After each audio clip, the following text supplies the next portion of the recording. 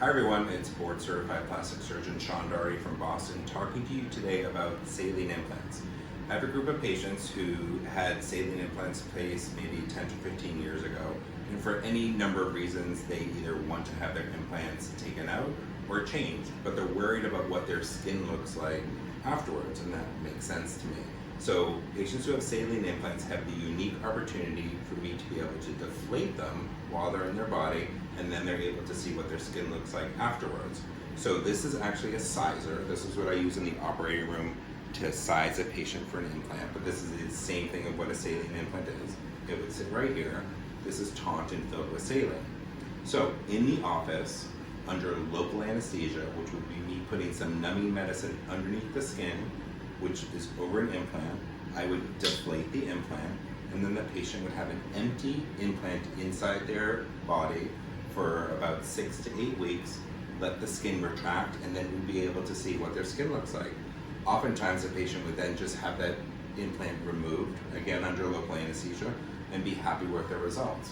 In some cases, that patient would then want to have a lift, and it's much more easily planned and designed once the implant is out.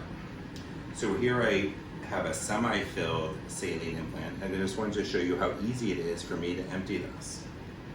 So if you can imagine this in the skin, imagine the skin above it numb. I put a needle in, patient won't feel this.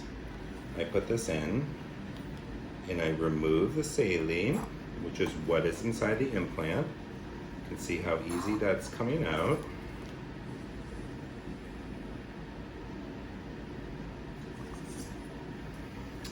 And I would just continue to empty it, which again is right here.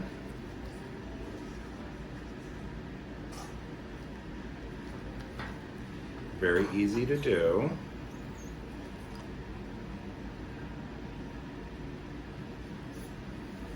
And there's just a little bit left.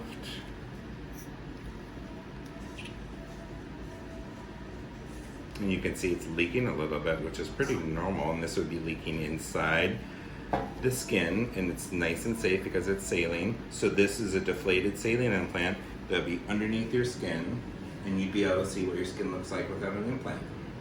Again, it's a unique opportunity for a patient who has saline implants to have a minimally invasive procedure to check out their best options.